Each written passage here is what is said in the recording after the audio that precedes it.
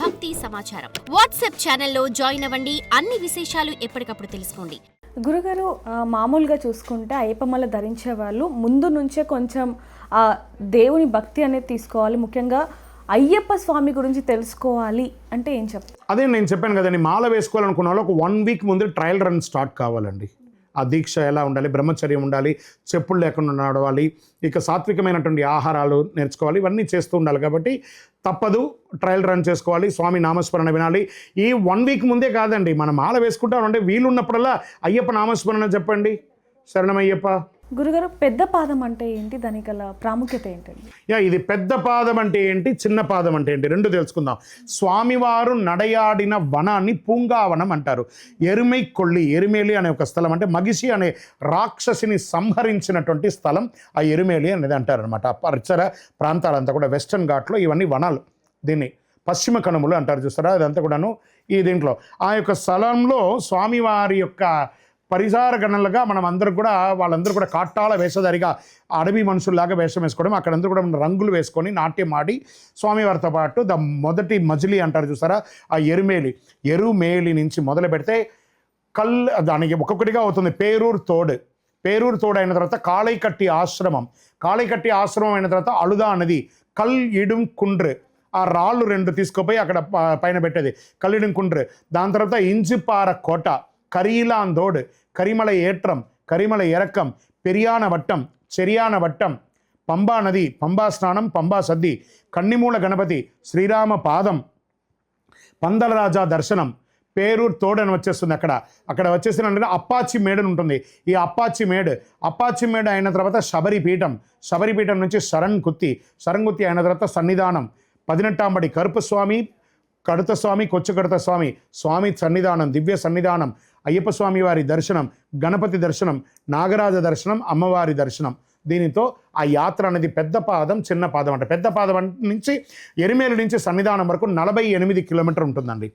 ఎరిమేలు నుంచి పంబకు 41 కిలోమీటర్, కింద నుంచి పైకి 6 కిలోమీటర్లు, మొత్తం 48 కిలోమీటర్ వస్తుంది అనమాట శబరి యాత్ర కూడా. అవకాశం ఉన్న వాళ్ళందరూ, ఇప్పుడు మీ ముందరే ఒక భక్తులు వచ్చారు, నేను పెద్దపాదం వెళ్ళాలండి అని. అలా పెద్దపాదం వెళ్ళాలనుకున్న వాళ్ళు 3 రాత్రులు 2 పగళ్ళు నడవాలి అంటారు. ఈ కోట వనమూలికలు ఉన్నటువంటి ఒక ప్రదేశం. ఆ ప్రదేశంలో మనం నడుస్తూ ఉండగా ఆ గాలికి, అప్పుడు మనం నడుస్తూ ఉండగా చెమట వస్తుంది.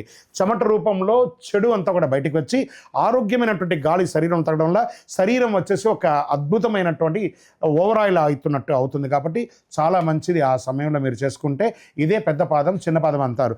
ఈ 2 పాదాల్లోనూ సాక్షాత్ మణికంఠుల వారే నడిచారు కాబట్టి మనం కూడా నడుస్తున్నాం. శరణమయ్యప్ప. గురుగారు, మాల ధరించిన వాళ్ళు అనేక సార్లు కూడా ధరిస్తూ ఉంటారు. అయితే ఏవైతే మాలలు ఉంటాయో అయ్యప్ప మాల, దాన్ని బంగారంలో, వెండిలో కూడా చేయించుకుంటూ ఉంటారు. అలా చేయించుకోవచ్చు అంటారు. యాక్చువల్లీ మాల ధరించిన వాళ్ళు బంగారంలో ధరిస్తే కొంచెం ఏదో గొప్పనే ఉన్నట్టు చూపించుకున్నట్టుగా ఉంటుంది. కాబట్టి వెండిలో కానీ రాగిలో కానీ అల్లించుకున్న సామాన్యులు మన చుట్టుపక్కల అందరూ మనల్ని చూసి we should be message to the society కదా. వి షుడ్ నాట్ ప్రౌడ్గా అబ్బా అలా ఉండాలని అనిపించుకోకూడదు. ఆహా మహానుభావులు అలా అనిపించుకోవాలి. శరణమయ్యప్ప. గురుగారు, అంటే శబరిమలైకి వెళ్ళొచ్చిన తర్వాత ఏవైతే ఆ వస్త్రాలు ఉంటాయో, పవిత్రమైన వస్త్రాలని ఏం చేయాలి అంటారు? అసలు పట్టు వస్త్రాలా వాళ్ళు? అవి అయ్యప్ప మాల దీక్ష బట్టలు గురుగారు. అదే పట్టు వస్త్రాలా? ఏం వస్త్రాలు అవి?